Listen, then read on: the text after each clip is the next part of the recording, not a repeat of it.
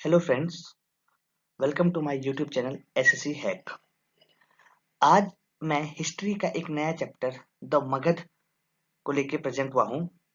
इस चैप्टर में हम जो एक मगध एम्पायर है, जो कि इंडिया की आप कह सकते हैं कि सबसे मोस्ट इम्पोर्टेंट डायनेस्टी रही, उसकी फॉर्मेशन से लेकर उसमें जो डिफरेंट डिफरेंट डायनेस्टीज रही उसके बारे में पता करेंगे। ठीक है, तो देखिए ये मैंने आपके लिए एक जिस्ट बनाया है कि हम इस टॉपिक में क्या क्या पढ़ने वाले हैं।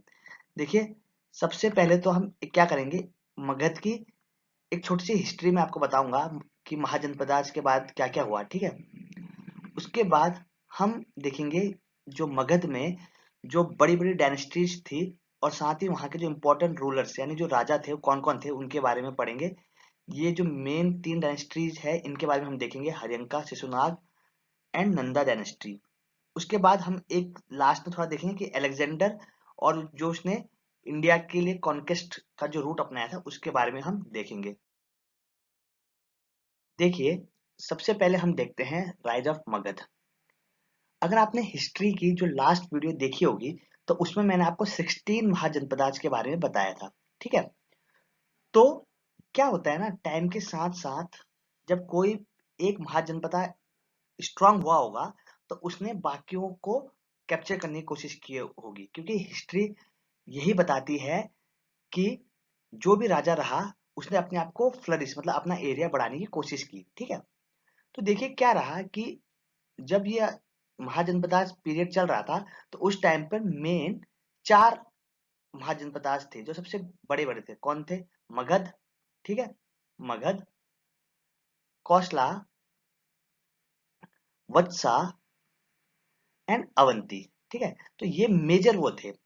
तो पूरा जो इंडियन कॉन्टिनेंट था, सब कॉन्टिनेंट, उस पे मतलब इन चारों के बीच में लड़ाइयां चल रही थी कि ज्यादा से ज्यादा एरिया पे हमारा कब्जा हो। ठीक है, तो अल्टीमेटली क्या हुआ उस टाइम पे कि जो मगध था ना वो इसमें विक्टोरियस हो गया।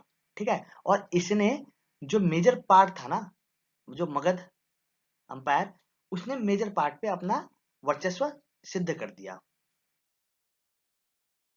अब जो अगर हम पुराने टाइम की बात करें महाजनपदास के या उससे पहले, तो उस टाइम जो मगध का जो फाउंडर कहा जाता है ना, वो किसे जरासन और बृहद्रथा को माना जाता है। ठीक है, ये क्वेश्चन आता है कि who was considered as the founder of Magadha, तो आंसर लगाएंगे जरासंध एंड बृहद्रथा। मैं आपको एक चीज बताऊं, ये जो जरासंध है ना, ये वो जो महाभारत में भीम और जरासंध का युद्ध हुआ था, ये वो वाले जरासंध है। ठीक है,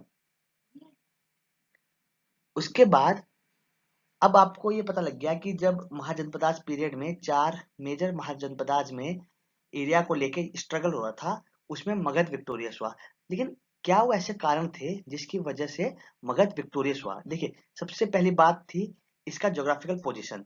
जो मगध है ना वो आजकल का जो झारखंड वाला इलाका है ना वहां पर है। और आपको पता होगा कि जो झारखंड का इलाका है वो अपने आयरन ओर्स के लिए बहुत ही फेमस है। तो उस टाइम भी वहाँ आयरन रहा, तो इनके पास बहुत आयरन रहा और उसी आयरन से इन्होंने अच्छे अच्छे वेपन्स भी बनाए होंगे। तो this could be one reason कि ये क्यों इतने सक्सेसफुल रहे।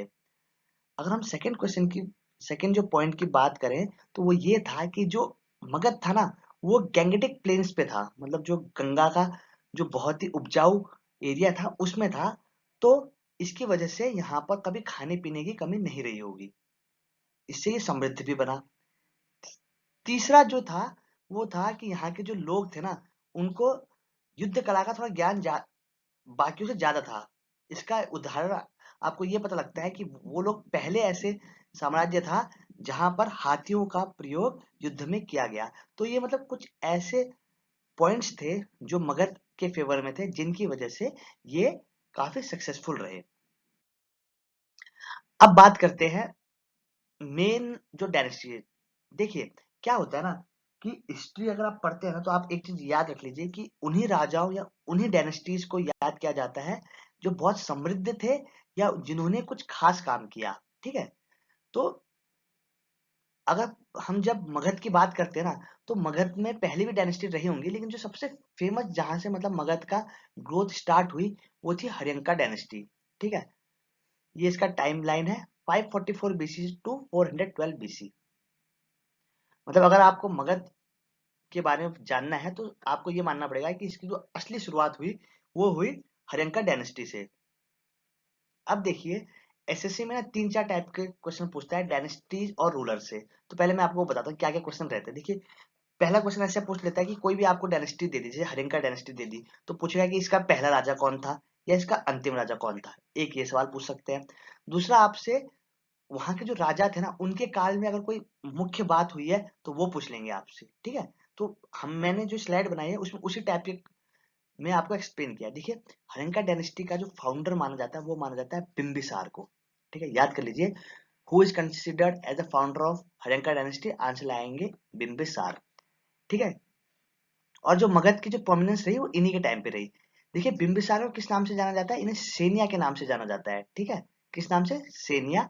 और इनके बारे में खास बात है क्या थी कि ये वो पहले शासक थे जिनके पास एक रेगुलर स्टैंडिंग आर्मी, मतलब पहले क्या होता था जब युद्ध की जरूरत पड़ती ना तभी लोग अपनी आर्मी रखते थे, पर ये क्या करते थे, इनके पास हमेशा एक रेगुलर आर्मी रहती थी।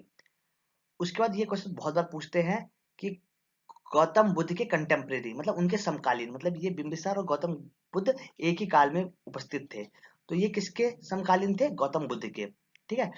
अब ये जान लीजिए कि बिंबिसार की 3 शादियां हुई।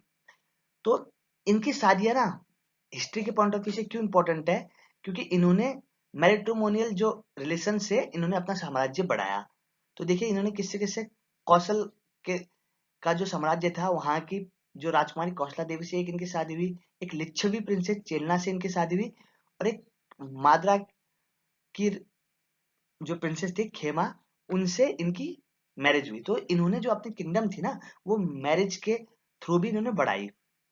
अब एक ये वाला जो है ना, ये थोड़ा क्वेश्चन ऐसा आ जाता है। एक इनके फिजिशियन थे, ठीक है, जीवक, मतलब ये बहुत फिजिशियन, मतलब आज के डॉक्टर हुए, इनके फिजिशियन थे।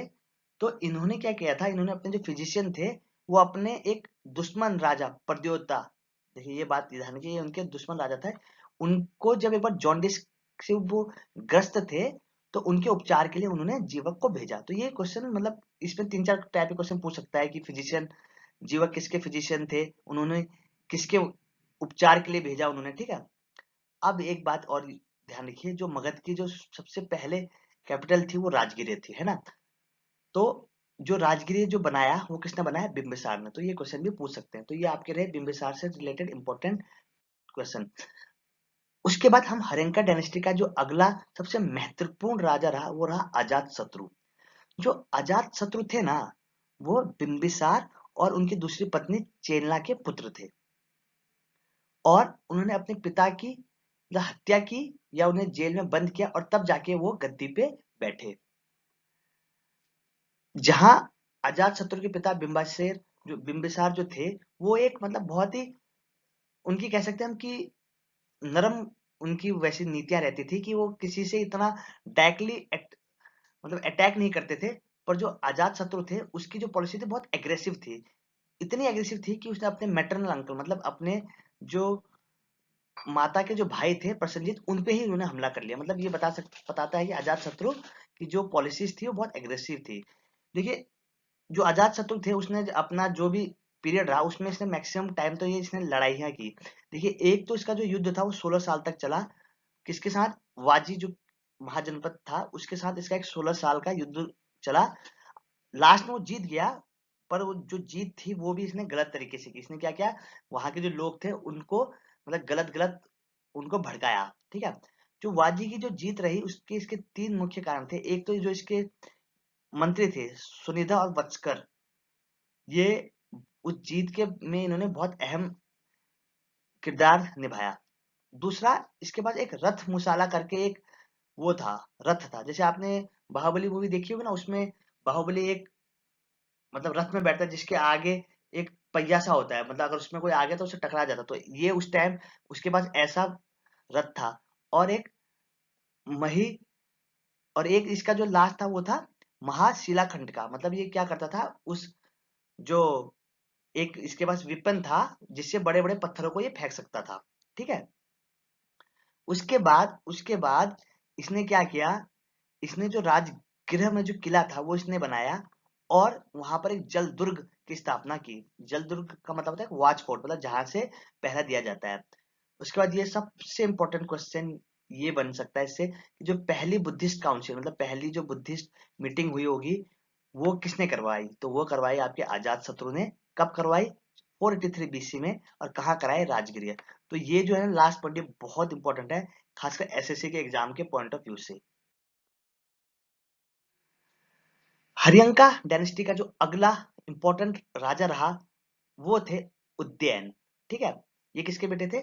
अजात शत्रु के बेटे थे।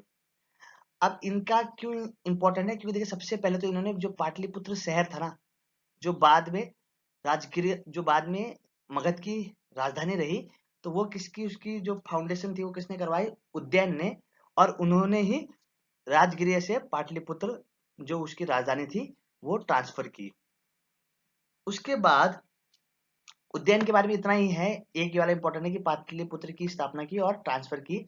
उसके बाद इनके और भी राजा रहे उज्जैन के बाद, लेकिन वो सारे वीक राजा रहे। और जो लास्ट राजा था इनका वो था नागदशक। तो ये नागदशक क्यों खाली इंपॉर्टेंट? इसलिए कि वो हर्यंका डायनेस्टी का लास्ट रूलर था। ठीक है, तो आपको इतना पता लग गया कि मगध में जो सबसे पहले इंपॉर्टेंट डायनेस्टी आई वो आई हर्यंका। कहाँ से स्टार्ट हुआ? बिंबिसार से स्टार्ट हुआ और लास्ट नागदशक पे हुआ। अब देखिए हर्यंका खत्म हुई तो नई डायनेस्टी आई होगी। ये कौन सी आई? ये आई शिशुनाग डायनेस्टी। देखिए शिशुनाग डायनेस्टी का ये है जो उनका time duration 412 BC to 344 BC. देखिए क्या रहा, जो नाग दशक जो वो थे ना लास्ट रूलर हरिंका डायनेस्टी के, वो बहुत ही कमजोर देख बहुत ही कमजोर राजा थे। और वो मतलब राजा बनने के लायक नहीं थे। तो जो वहां के लोग थे उन्होंने क्या किया, जो नाग दशक के जो मंत्री थे शिशुनाग, उसको उन्होंने एज ए राजा घोषित कर दिया। ठीक है, तो यही इंपॉर्टेंट है इनके बारे में कि जो शिशुनाग डायनेस्टी के जो फर्स्ट राजा थे वो कौन थे? शिशुनाग ही थे।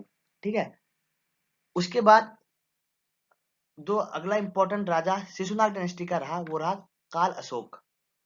काल अशोक को हम कक्कावर्ना के नाम से भी जानते हैं। ठीक है, तो काल अशोक किस डायनेस्टी के थे? शिशुनाग के। अब इनका क्यों ये इंपॉर्टेंट है? देखिए सबसे पहली इसलिए इंपॉर्टेंट है कि इन्होंने 383 बीसी में सेकेंड बुद्धिस्ट काउंसिल करवाई। ठीक है, आपको पता है फर्स्ट अजात शत्रु ने कराई, सेकेंड किसने कराई? काल अशोक ने। उसके बाद एक और चीज इनके बारे में क्या खास रही कि जो पाटलिपुत्र जो राजधानी थी, उन्होंने इसको पहले ना इसकी कैपिटल पाटलिपुत्र से वैशाली की। ठीक है, पर ये बहुत कम पीरियड के लिए की, बाद में पाटलिपुत्र वापस कर दी। लेकिन ये इंपॉर्टेंट है कि ये वो पहले शासक थे जिन्होंने कैपिटल पाटलिपुत्र से वैशाली कर दी।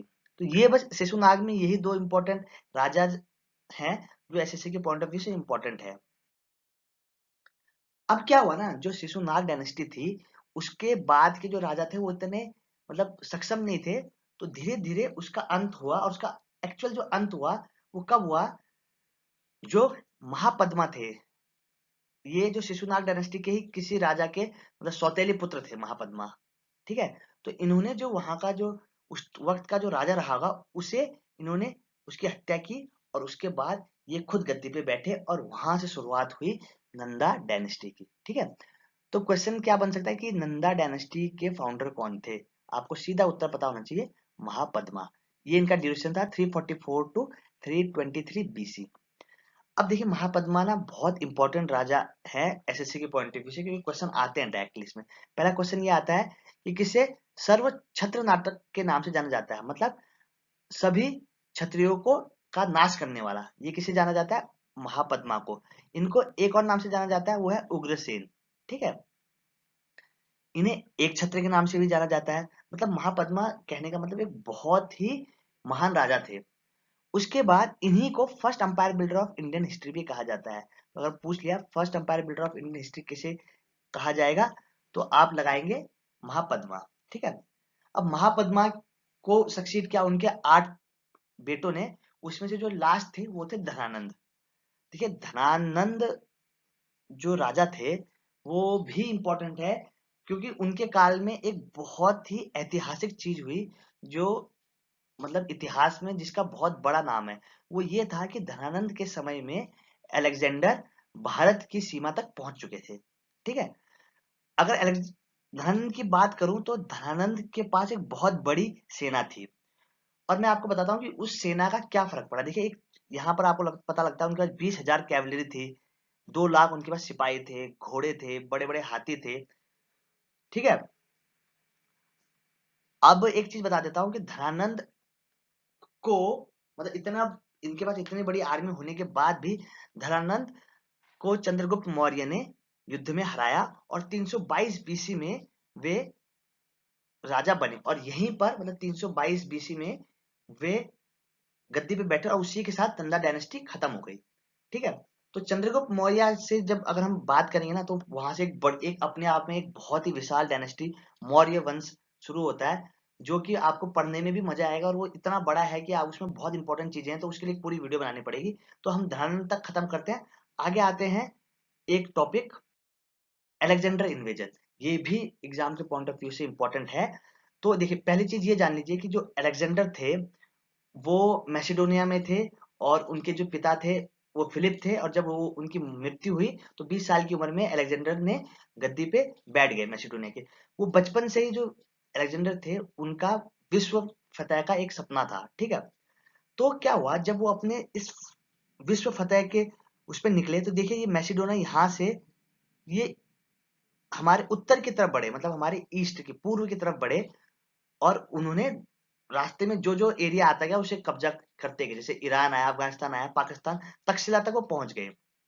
ठीक है। तक्षशिला आपको पता है कि प्रेजेंट डे पाकिस्तान में है।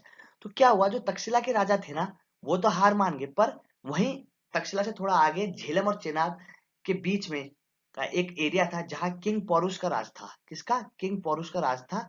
उन्होंने अलेक्जेंडर के सामने उन्होंने हथियार नहीं डाले, और उन दोनों के बीच में एक युद्ध हुआ जिसे बैटल ऑफ वित्साता के नाम से भी जाना जाता है, क्योंकि झेलम का पूरा नाम वित्साता था। इसी को बैटल ऑफ हाइदे पासेस के नाम से भी जाना जाता है, जो कि ग्रीक लोग कहते हैं। तो ये पूछ सकते हैं कि बैटल ऑफ वित्साता या बैटल ऑफ हाइदस पास किसके बीच में हुआ, तो होगा पोरुस एंड अलेक्जेंडर के बीच में। अब एक चीज आपको ध्यान रही होगी, मैंने थोड़ी देर पहले बताया था कि जो ये धनानंद था उसके पास बहुत बड़ी सेना थी। तो क्या हुआ, जो अलेक्जेंडर के जो सैनिक वगैरह थे ना, वो पहले ही इतना युद्ध करके आए थे।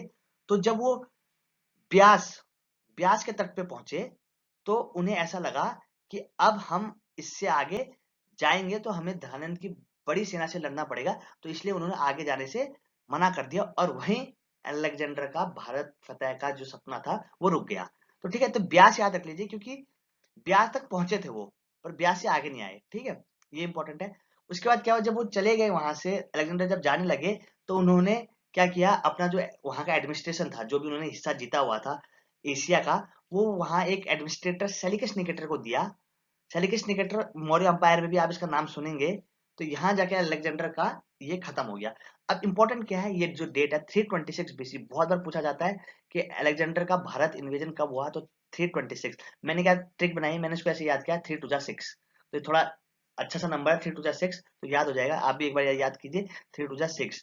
तो यहाँ पर मगध जो साम्राज्य रहा, मैंने आपको पूरा समझाया कि क्या क्या रहा उस पीरियड में, कैसा कैसा रहा। इसके बाद हम मगध का जो दो महान वहां वंश रहे, इसके बाद एक तो मौर्य पढ़ेंगे और एक गुप्त पढ़ेंगे, वो हम आने वाले वीडियोज में पढ़ते हैं। तो तब तक के लिए इतना ही रहने देते हैं। बाकी इस वीडियो में अगर आपको कहीं कुछ लगे कि कुछ गलतियां हैं, तो आप कमेंट में बताइए, मैं उसे करेक्ट करने की कोशिश करूंगा। और जीके ऐसा आप जितना पढ़ेंगे उतना आपके लिए एडवांटेज है, तो पढ़ते रहिए। तब तक के लिए thank you and all the best.